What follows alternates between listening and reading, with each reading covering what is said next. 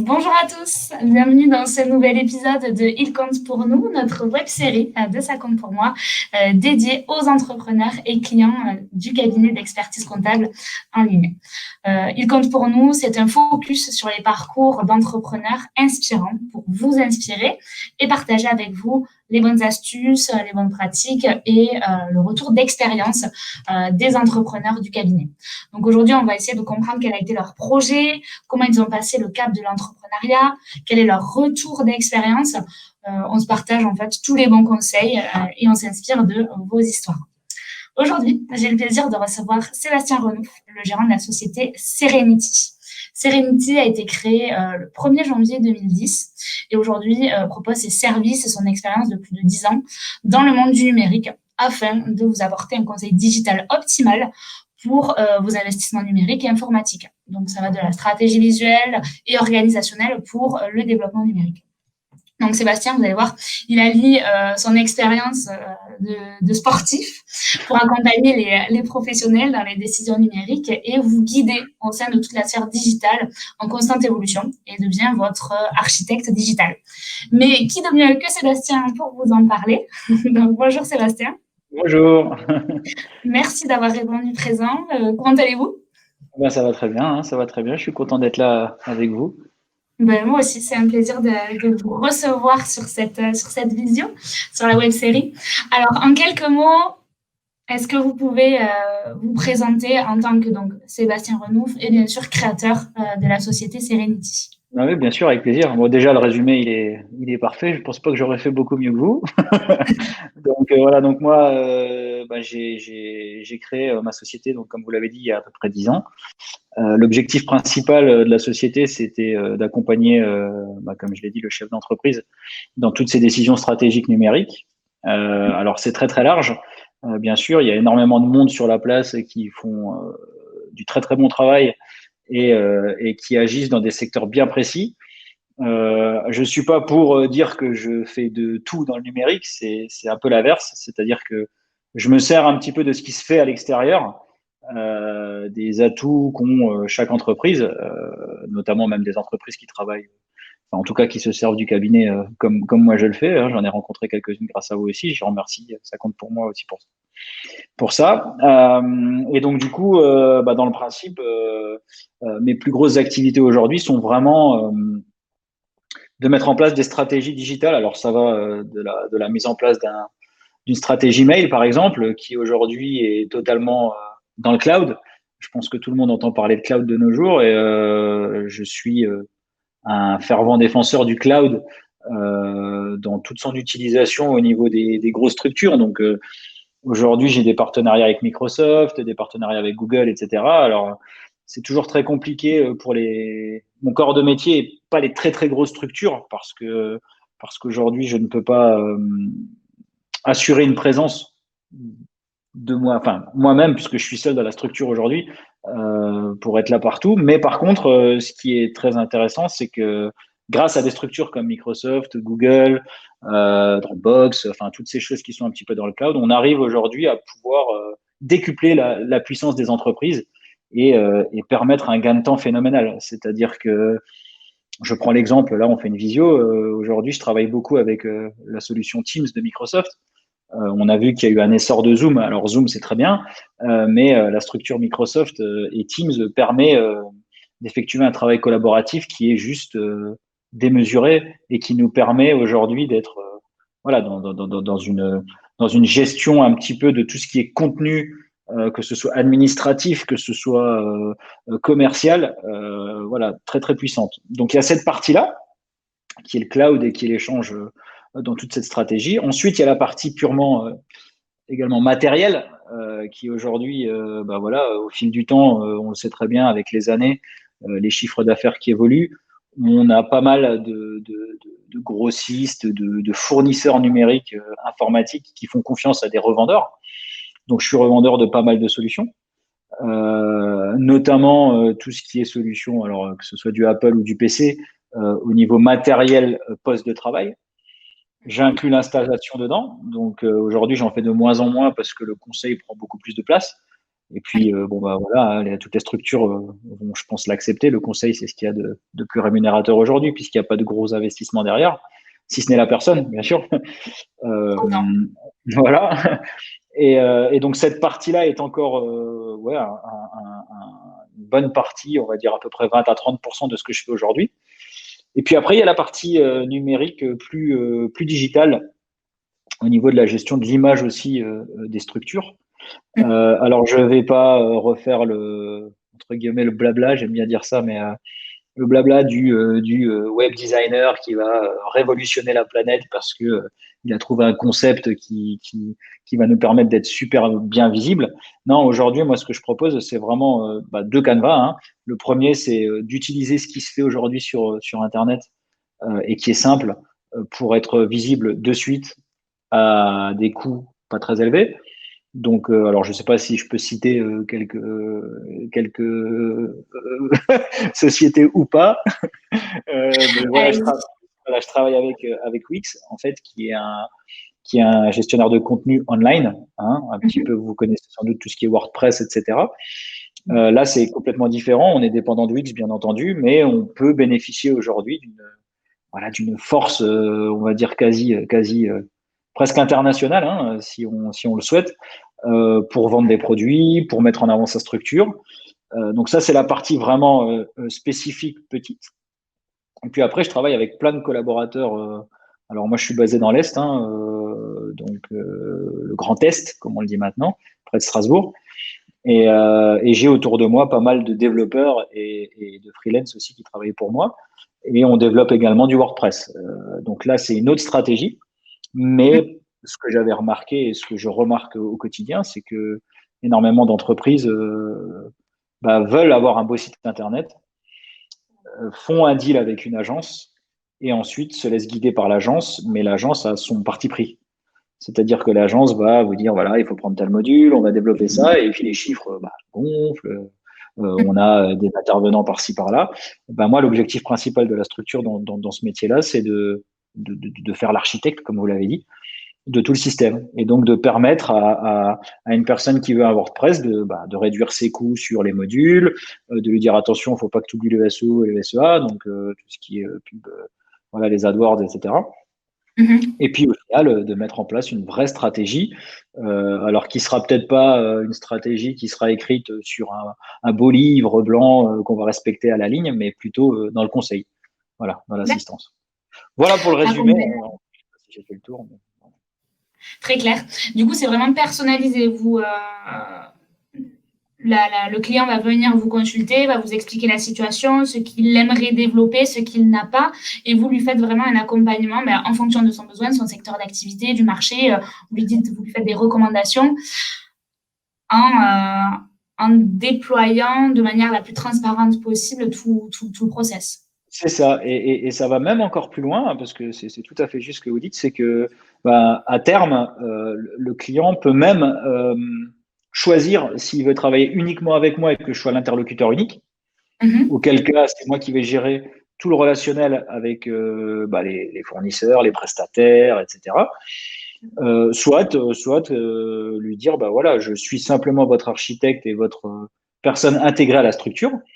Et par contre, c'est vous qui achetez en direct tout. Moi, je ne prends aucune com sur ce qui est fait. Mais par contre, vous me rémunérez pour vous gérer tout ça comme si vous aviez un salarié, sauf que je suis externe. Et aujourd'hui, dans le monde dans lequel on vit, il est intéressant de se dire qu'on peut avoir une personne externe à la structure, mais qui va agir comme un internalisé, quoi. D'accord. Très clair. Et ça, vous le proposez à tous les profils. Ça va de la micro-entreprise à la TPE, PME? Alors, il y a quelques cas particuliers, mais oui, enfin, ça va de plein de petites entreprises, donc la TPE, la PME. L'auto-entrepreneuriat, aujourd'hui, je donne des fois des coups de main parce qu'il y a certains clients qui sont des auto-entrepreneurs, anciens chefs d'entreprise, et qui veulent développer peut-être leur propre petit secteur d'activité, leur vente directe en ligne, etc. Donc, j'y interviens un petit peu. Et après, dans tout ce qui est grosse structure, je me cantonne à quelques structures. Donc, je vous en ai parlé. Allez, on va dire, j'ai 4-5 très gros clients qui sont des grosses structures. Quand je dis très gros clients, ça veut pas dire qu'ils me donnent plein d'argent, ça veut dire que c'est des clients connus dans le monde et dans le monde, on peut dire, voilà, internationalement, et qui ont besoin sur un secteur bien spécifique d'avoir un accompagnement, surtout le chef d'entreprise. Voilà. Et puis D'accord. après, j'ai un peu d'activité également chez le chef d'entreprise aussi, parce que les chefs d'entreprise aujourd'hui de PME moyenne, on va dire, allez, petite à moyenne, ont également des besoins personnels différents pour s'adapter justement à leur situation. Alors, je donne un exemple très simple. J'en ai un dernier qui m'a dit, voilà, aujourd'hui, moi, j'aimerais avoir mon emploi du temps dans la voiture. J'aimerais pouvoir faire signer directement, ou en tout cas suivre ce que font mes collaborateurs directement avec mon logiciel de facturation. Donc, on a mis en place un système de facturation avec suivi, avec la possibilité de faire valider les bons de commande directement depuis la voiture des clients, etc., avec des iPads. Voilà, il y a toute une. En fait, ça peut aller je sais pas, comme je l'ai dit avant, d'un petit ordi à paramétrer à une solution où il y a 400 ordis avec des tablettes et que tout communique ensemble, quoi. Voilà. Ok, super. C'est Voilà. un large panel de services en tout cas que vous proposez. C'est un large panel de services, on va dire connexes ou annexes. Ouais, connexes peut-être, parce qu'au final, Complémentaires. voilà, le métier principal que je fais, il est unique, c'est de conseiller sur toute cette sphère digitale. Euh, après, sur la partie multiplicité de mes connaissances, je vais pas non plus aller me permettre de dire à une personne comment elle doit travailler dans le numérique si derrière vous avez une agence qui fait de la com, je ne serai pas meilleur que l'agence. Par contre, je saurais Mhm. demander à l'agence les bonnes choses pour que le client puisse être satisfait. Ça, c'est autre chose. C'est plus ça le métier. Voilà. D'accord, très clair. Et donc, du coup, ça fait plus de 10 ans que vous avez lancé Oui. Serenity. Mais qu'est-ce qui a été le déclic pour vous dire, bah, ça y est, je passe le cap de l'entrepreneuriat, parce qu'avant, vous étiez salarié de Oui, votre tout à fait. structure. Oui, oui, oui. Eh ben, en fait, le déclic, il a été très simple. C'est que, je sais pas si on peut appeler ça un déclic. Ah, Euh, ça a été ouais, on vous a poussé. pas vraiment. Disons que je pense que c'est plus un profil. C'est-à-dire que je me suis mis dans une formation, comme vous l'avez dit avant, dans le sport. Alors, je suis pas un sportif de haut niveau. Enfin, en tout cas, j'ai été un tout petit peu, mais pas à très haut niveau. Mais j'ai fait STAPS et du coup, en STAPS, on est formé pour réaliser des choses très larges. Ça me convenait très bien. Et quand je me suis retrouvé à devoir appliquer toutes ces choses dans le milieu du sport, alors j'ai fait du management, donc en gros, c'était vraiment, comme je l'ai dit, gérer une structure voilà, de profit sportif, que ce soit une salle, que ce soit un magasin, une enseigne. Et au final, ce métier, pour moi, était pas assez ouvert. Donc, Ouais. et puis mes idées que j'avais pour faire progresser justement ces secteurs-là, je ne pouvais pas les vendre comme je voulais puisque je n'étais pas au niveau de la hiérarchie au bon endroit. Et la problématique très simple, c'est qu'un jour, je me suis réveillé et que je me suis dit, mais en fait, il faut que je propose mes services, enfin voilà, les miens en fait, parce que je suis confiant dans mes idées. Et donc, du coup, j'ai voulu me lancer là-dedans. Alors, il est clair que j'ai pas monté une multinationale. Je suis pas une grosse entreprise, mais j'ai créé quelque chose. Voilà. Et je crois que l'idée de départ, c'était vouloir créer quelque chose. Et j'aime créer. Et du coup, j'arrive à créer que quand je suis seul, au départ. Donc, je me suis mis à mon compte. Voilà. Ben, ça marche bien, vous avez bien fait. Parce Oui, que tout à background fait, de oui. 10 ans déjà. Ah oui, oui, j'ai réussi à développer le chiffre d'affaires, à développer la clientèle, à aussi, et c'est ce qui est le plus dur, je pense, avoir un nom, entre guillemets. C'est-à-dire, alors bien sûr, on va pas voler si on va aux États-Unis, je pense qu'on n'entendra pas et on saura pas qui je suis. Mais, mais, mais voilà, il y a un nom, il y a une compétence qui s'est développée autour de ma structure qui fait que elle apporte de la confiance aux chefs d'entreprise dans pas mal de sujets. Et j'ai pas beaucoup fait de démarchage puisqu'aujourd'hui, on vient plutôt vers moi que moi je vais vers les gens. Au départ, d'accord. D'accord. J'ai pas fait du phoning, j'ai pas envoyé des mails et du mailing pour pouvoir aller attaquer plein de structures. Moi, le but c'est voilà, c'est de la relation de confiance et un profil. Voilà. La La société, recommandation, oui. La recommandation, oui, tout à fait. C'est tout à fait ça. Ok, très clair. Et du coup, aujourd'hui, donc vous en parliez, c'est quand même le digital, c'est quand même un marché très concurrentiel. Il y a beaucoup de monde qui se positionne là-dessus et qui propose une multitude de services. Vous, aujourd'hui, qu'est-ce qui vous différencie? C'est vraiment la façon dont vous allez accompagner vos clients ou plutôt votre expérience? Ah, c'est très compliqué. Déjà, je ne sais pas si je me différencie et je Ah, sais pas si. Non, mais je vais m'expliquer. J'ai pas l'envie de me différencier de ce que font les autres gens parce que je considère que je fais de toute façon pas la même chose. Donc, on en revient à la différenciation, mais j'ai pas vraiment aujourd'hui de différence, on va dire, dans. Je sais pas comment l'expliquer. Je pense, j'ai une singularité au niveau des compétences et oui, surtout de la façon de réceptionner les informations pour les clients. Je m'explique, c'est-à-dire que aujourd'hui, je pense qu'on a deux solutions. Soit on veut faire un site internet, on va aller contacter une agence et on va aller faire notre site internet. Et puis, soit ça matche pas. C'est-à-dire qu'en gros, il va y avoir sûrement des appels d'offres qui vont être faits pour les grosses structures ou alors des études comparatives. Mais au final, ma différence à moi, c'est que je vais faire partie de la décision. On va pas aller valider, par exemple, à un moment donné avec moi, la création d'un site internet et en face de vous, vous allez avoir 12 personnes où je serai pas là. Vous voyez ce que je veux dire? Là, moi, oui, si on veut trouver une différence, je pense qu'elle est là. Je oui, suis vous en front, suivez. je suis en front et je reste en front jusqu'à la fin. Donc, Oui. voilà. Donc après différencier, il y a aussi quelque chose qu'on parle pas très souvent parce qu'on ça peut passer pour de la voilà pour de un petit peu de la comment on peut dire ça de donner un petit peu de la valeur à ce qu'on fait. Mhm. J'essaye pas de le vendre en fait, mais je pense qu'il y a aussi à un moment donné dans l'axe du temps, on arrive à avoir une façon d'être, une façon de parler, une façon de se présenter, une façon de présenter son produit qui fait que on y croit, que la personne en face de vous y croit en fait. Et Mhm. aujourd'hui, je pense que quand je suis en face de quelqu'un, la différence elle est là, c'est que par rapport à une personne où on va envoyer, qui sera très compétente, alors là j'en suis certain, hein, mais qui va se présenter face au chef d'entreprise et qui va lui dire bah, moi je peux vous faire ça, je peux vous faire ça, je peux vous faire ça, je vous envoie un mail à telle adresse, etc. On va repartir, on va recevoir une offre. Moi derrière, l'offre c'est moi. C'est la différence. C'est-à-dire D'accord. que je vais rester en accompagnement global et que quand je vais aller proposer quelque chose, je ne vais pas aller changer les choses parce que j'aurais demandé à mon boss est-ce que je peux présenter ça. Et derrière, ça Mhm. se ressent. Quand vous parlez avec quelqu'un, ça se ressent tout de suite. Donc, si je peux trouver une différence, je pense qu'elle peut être là. Voilà. Et puis après, il y a la partie compétence en elle-même par rapport à l'expérience, comme vous l'avez dit, où oui, au fil du temps, on acquiert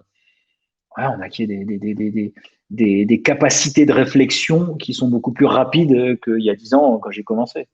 Oui. Voilà, il y a tout qui rentre en tête. On a des expériences qui sont déjà passées, on sait ce qu'on peut proposer ou pas. Et puis souvent, ça rentre dans le canevas de ce que se veut la société en face, quoi. Mhm. Et quand vous vous êtes lancé il y a 10 ans, est-ce qu'il y a des choses que vous auriez fait différemment ou avec le recul que vous n'auriez pas Oui, abordé de la même manière?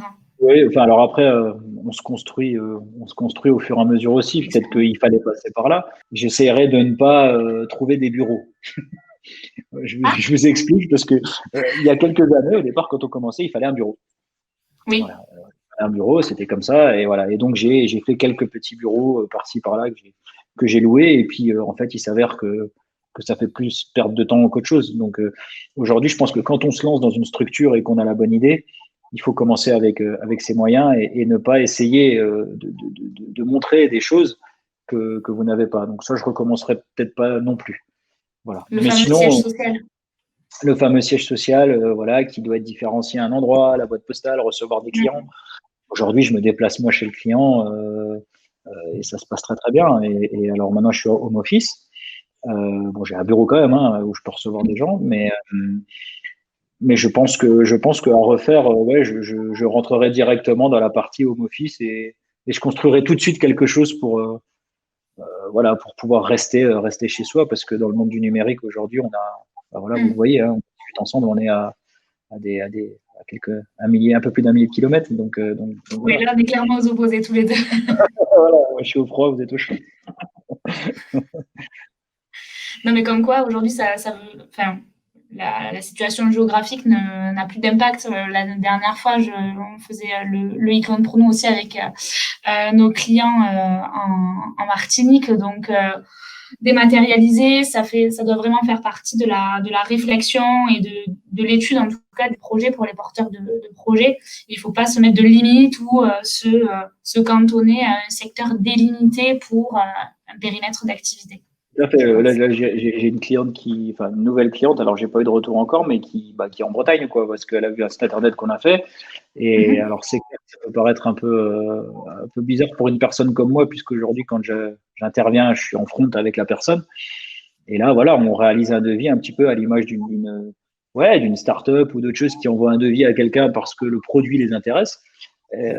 Au final, j'en fais aussi, quoi. Donc oui, la distance aujourd'hui par le cloud et par la visio permet de bosser avec beaucoup plus de monde à des distances beaucoup plus importantes, quoi. Donc ça ouvre aussi le champ des possibles au niveau de la clientèle, bien entendu.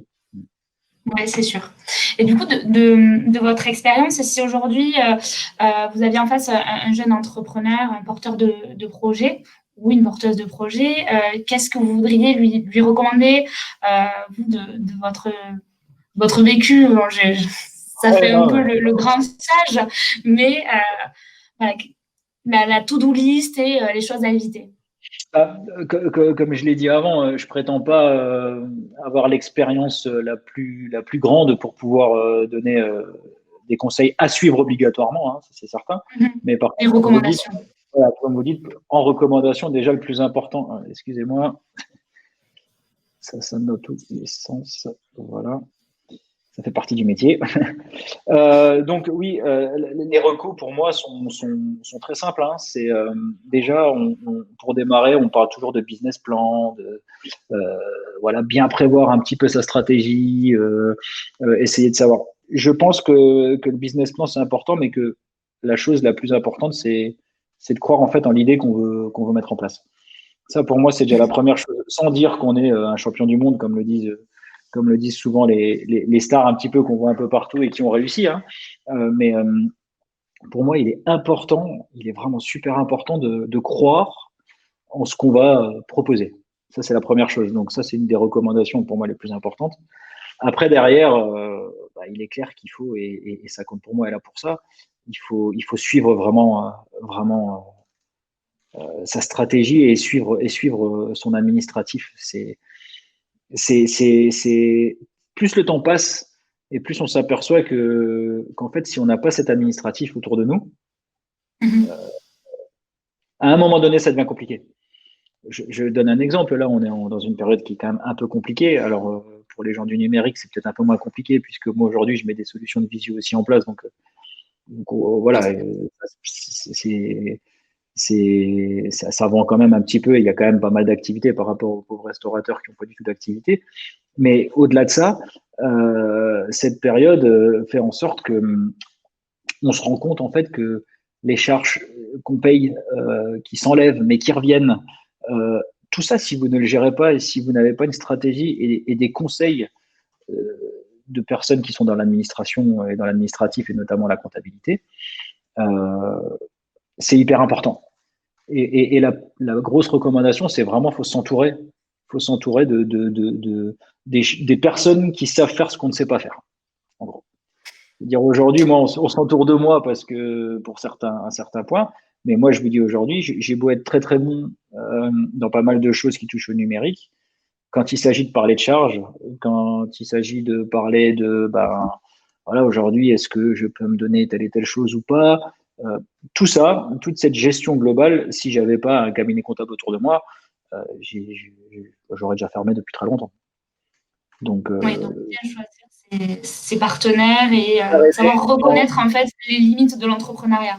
à fait. Voilà, c'est très important de bien mettre un périmètre autour de ce qu'on fait en fait. Voilà.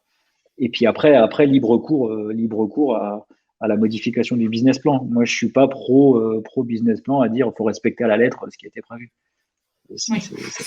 Alors après, C'est toujours des impondérables. c'est facile à dire aussi pour un entrepreneur comme moi, puisque je suis seul et que j'ai jamais embauché, alors que j'aurais peut-être pu embaucher. Mais c'était partir aussi, et ça, je pense que c'est aussi une petite recommandation qu'il faut prendre en compte, en tout cas de mon côté, c'est que il faut pas embaucher pour embaucher. Il faut pas essayer de développer des choses pour les développer. Non, il faut toujours qu'il y ait une directrice qui soit au départ. Et moi, actuellement, aujourd'hui, quand je décide, si je dois décider d'embaucher quelqu'un, par exemple, je l'embaucherai vraiment parce que je suis sûr que j'en ai besoin. Parce que je suis certain d'avoir fait le tour 10 fois et de me dire qu'il va apporter quelque chose à la structure, mais aussi son profil sera le profil qu'il faudra. Et actuellement, on a beaucoup de jeunes qui ont besoin de travail, qui ont besoin d'aller dans une direction pour faire valoir leurs compétences. Et je trouve que on a tendance à se tromper de compétences. On a tendance à embaucher des personnes dans des secteurs qui peut-être juste parce que c'est ce qu'ils ont fait comme étude. Moi, dans ma tête, Oui. aujourd'hui, j'ai fait STAPS, je suis dans le numérique. Et c'est parfait en fait. Je suis meilleur dans le numérique que dans le sport. Je peux, voilà. C'est atypique, ça. Ben ouais, mais je pense qu'aujourd'hui, la nouvelle génération, elle est atypique. Elle est atypique et elle est capable de produire des choses et du contenu ou de produire de leurs mains des choses dans la photo, par exemple. J'avais déjà vu autour de moi et je me dis, je serais quasi prêt à ouvrir un service photo pour que la personne puisse travailler avec moi, alors qu'aujourd'hui, elle fait de la vente, quoi, parce qu'elle a fait des études de. Oui. Vous voyez ce que je veux dire? C'est plus comme ça. Donc, c'est sûr que c'est simple à dire quand on a maintenant un métier, qu'on est posé, qu'on a un salaire. Bon, après, on n'a pas toujours eu un salaire non plus en étant entrepreneur. Hein. Les trois quarts vous le diront, mais maintenant qu'on l'a, je me dis, c'est plus simple de penser comme ça. Mais j'ai fait aussi des petits boulots pour pouvoir me permettre de maintenir la société en vie. Mais derrière, voilà, de pouvoir vivre de ce qu'on aime faire, ça devrait être la base. Oui, parce que vous pouvez clairement affirmer aujourd'hui que vous, ce que vous faites, l'entreprise que vous avez créée, vous donne envie de vous lever tous les matins et Oui. il n'y a pas eu de baisse, de down. Il y a toujours des hauts et des bas. Je mentirais à vous dire qu'il n'y a pas eu de bas, hein, parce que là, aujourd'hui, tout va bien, parce que j'ai mes clients récurrents qui sont là. Maintenant, le jour où je perds tous mes clients, est-ce que j'aurai la force de me lever le matin après 10 ans? Je sais pas. Mais en tout cas, ce que je peux vous dire, c'est que quand je me lève, j'ai envie de proposer ce que je sais faire aux personnes que je côtoie. Ouais. Et j'ai envie de les aider et j'ai envie qu'elles ressortent avec la banane, comme on dit, pour que, voilà. Et quand je rentre chez moi, j'ai la banane aussi. C'est clair, le partage. Voilà, je suis content de me lever le matin. Ouais. Top. Est-ce qu'il y a des personnes ou des entreprises qui vous inspirent?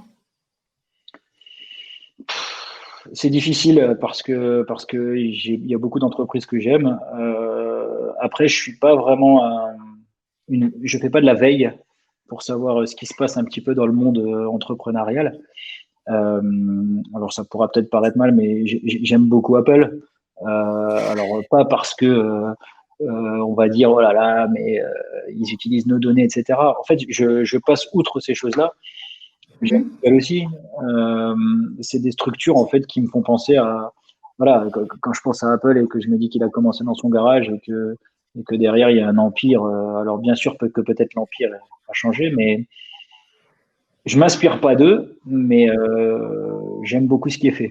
Je trouve que c'est fait d'une façon très stratégique, que c'est réfléchi, que les outils qui sont créés sont juste dans l'air du temps. Enfin, vous voyez, c'est comme s'il n'y avait pas vraiment d'erreur. Ils en ont fait, hein, mais là actuellement, je trouve qu'il n'y a pas vraiment d'erreur. Alors, c'est en train de venir peut-être sur certains points, mais voilà, ces structures, voilà, j'aime beaucoup ces structures. Ouais. En tout cas, En tous les cas, ils ont assuré une place de leader aujourd'hui sur le marché et surtout en termes d'innovation technique qu'ils arrivent à maintenir et la satisfaction client est toujours au rendez-vous. Donc, certes, il y a des débats qui font controverse, mais je comprends tout à fait. Des grandes structures. Hein. C'est ça. Mais en tout C'est cas, clair. Non, mais pardon. non, c'est moi. Non, mais je comprends. C'est une bonne image. Ça illustre bien, surtout en plus, il y a un petit lien par rapport à votre activité, mais ça illustre bien un modèle, entre guillemets, de Ouais, tout success à fait. story. Après, j'aurais pu illustrer avec Microsoft aussi, hein, parce que je parle pas que d'Apple, mais Microsoft, pour moi, est beaucoup plus fort dans le logiciel. Voilà, je veux dire, aujourd'hui, je suis complètement sidéré de la qualité de Microsoft Teams, de ce que ça permet de faire, de la façon dont ils gèrent ça, des options. Enfin, je veux dire, aujourd'hui, la suite Microsoft 365, pour moi, c'est une mine d'or, quoi. C'est une mine d'or. C'est quelque chose de, si c'est bien utilisé, vous pouvez gérer votre structure avec votre téléphone, quoi. Il y a pas de souci. Moi, aujourd'hui, si on m'enlève mon ordi, etc., je peux quasi tout faire avec le téléphone.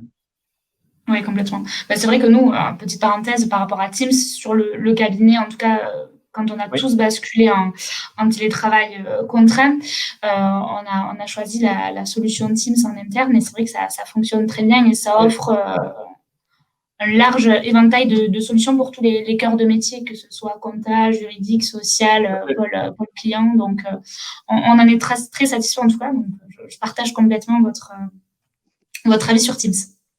Parfait, ça me va bien. Top. Et du coup, pour revenir à ce dont vous parliez tout à l'heure, le choix des partenaires, vous, ça fait plusieurs années maintenant que vous êtes client du cabinet. Je crois que vous étiez même là peut-être avant moi. Je pense que je suis dans les 5 premiers. Oui. Et comment vous avez... Donc, en effet, vous étiez là avant moi. Pourtant... Bah, en fait, comment j'ai fait pour trouver, c'est ça? Oui, c'est ça. Bah, en fait, très simplement, bah, c'est toujours la même chose. C'est un petit peu ma structure, en fait. C'est-à-dire que vous vous rapprochez un petit peu de moi. Euh, je me suis aperçu qu'en fait, avec mon comptable, que j'avais à l'époque, hein, puisque j'ai quand même commencé en 2009-10, donc du coup, il n'y avait pas beaucoup de ça compte pour moi. Je crois que vous avez été créé en 2014. 2015. 14-15, ouais, bah donc j'y suis depuis le début, hein. Et en fait, j'ai toujours demandé à mon comptable, plutôt que de ramener ces grosses liasses, d'imprimer toutes les feuilles, de les mettre dans un dossier, j'aime pas imprimer, comment on pourrait faire pour que vous puissiez récupérer les données. Donc, on m'a toujours dit, non, non, c'est compliqué, il faut que vous veniez tous les mois, etc. Ok. Et donc, au fil du temps, alors il y a quelque chose dont j'ai pas parlé, j'ai utilisé un système en fait de facturation moi depuis le début. C'est une recommandation aussi à faire aux jeunes entrepreneurs qui sortent, il vous faut un logiciel pour facturer, ça c'est important. Et du coup, j'ai utilisé un logiciel open source qui s'appelle Dolibar, je ne sais pas si vous connaissez. C'est une solution, je pense que s'il y a des internautes qui écoutent ce qu'on dit, se reconnaîtront, mais Dolibar permet c'est une ERP en fait, hein, donc c'est vraiment un logiciel de gestion globale, mais open source, qu'on installe sur un serveur et qu'on utilise. Bon bref, je vous passe les détails. J'ai utilisé ce système et puis je me suis dit, c'est pas possible, il doit exister aujourd'hui un comptable qui fait ça, qui a cette solution où on peut envoyer directement en ligne nos infos. Et puis, bah, j'ai recherché sur Internet, voilà, et je suis tombé à un moment donné sur le nouveau site Internet, ça compte pour moi, et j'ai vu que il y avait en fait à l'époque des articles qui paraissaient dans les journaux en disant qu'il y a une structure qui allait se créer, Toulouse, hein, c'est ça? Ouais. Bien sûr. Qui allait se créer à Toulouse et qui allait réaliser en fait un cabinet comptable connecté. Et donc là, autant vous dire que je me suis dit, je vais tester quoi. Donc j'ai commencé et puis j'ai tout mis chez vous. Voilà. Tout à fait. Voilà, non, mais c'est bien parce que vous avez vraiment suivi l'évolution du cabinet et Oui. tout ce que l'on essaie de mettre en place pour nos clients. Et ça fait vraiment partie de nos valeurs d'être à l'écoute de vos besoins et les transformer, les faire évoluer, les créer, les mettre en pratique pour vous être bénéfique à vous en tant qu'entrepreneur au quotidien. Donc, c'est vraiment fort de votre expérience et de notre collaboration qu'on va réussir à faire évoluer tout ça positivement et vous proposer des outils toujours plus performants. Ah oui, tout à fait. Ouais. Et ils sont performants. Alors après, il est clair que après, tout dépend aussi du type de comptabilité qu'on a là. Bon, voilà, mais l'outil en lui-même, s'il y avait toute la facturation à l'image d'un outil, un vrai outil de facturation, on rentre un peu plus dans le technique. Je pense que je pense que j'abandonnerais même mon Dolibar que j'ai depuis 20 ans pour travailler la facturation dedans, pour être tranquille, quoi, parce que c'est vraiment, c'est plaisant, quoi. Donc non, je me sens bien chez vous. Cool. Top, tant mieux. C'est un peu le but aussi. Oui. Super. Écoutez, c'est très clair. Ce fut un plaisir d'échanger avec vous. On retiendra que malgré le parcours entre guillemets scolaire qu'on a suivi, c'est pas forcément, pas forcément, on n'a pas une voie tracée qui nous attend et qu'on est toujours libre de s'orienter vers les métiers et les projets qui nous animent. Tout à Vous en fait. êtes l'exemple même. Et Ouais. on peut complètement faire bénéficier de tous nos skills à une multitude de clients sans limite géographique, sans barrière. Tout à fait. C'est tout à fait ça. C'est top. Est-ce qu'il y a quelque chose que vous voudriez mettre en avant de clôturer ou remercier des personnes qui vous ont accompagné tout au long de votre projet entrepreneurial, qui vous ont aidé? Il y en a beaucoup. Là, je pense que comme on est chez 50 pour moi, j'aimerais remercier Anthony Crespo surtout, vous connaissez peut-être, que voilà, depuis le début, il me conseille, il est dispo, il fait un très bon travail et je pense qu'il m'a aidé à progresser dans ma structure en fait aussi parce qu'avec des personnes comme ça qui sont des personnes de confiance, je trouve, sans le connaître physiquement, voilà, j'aimerais le remercier lui en particulier. Et puis après, j'ai pas de remerciements spécifiques à attribuer à des gens en particulier. Et en tout cas, ceux qui m'ont aidé, de toute façon, ils le savent très bien et ils savent très bien que je pense à eux et que je suis pas redevable, mais que voilà, qu'ils y sont pour quelque chose. Voilà, sans dire que je suis devenu une star interplanétaire, hein, loin de là. Hein. J'ai une petite structure et ça se passe bien. Voilà. C'est tout ce qu'on vous souhaite. Hein. Vos voilà. ambitions pour 2021 2021, je pense que tout le monde a la même ambition, hein, de pouvoir revivre un peu. Et puis surtout, pour moi, c'est de maintenir la société à flot et j'ai pas besoin de multiplier ou de faire des culbutes de chiffre d'affaires, etc. Ce que je veux, c'est rester dans quelque chose qui est intéressant et produire de la création et satisfaire les clients. C'est ce que j'aimerais faire. Ouais, voilà.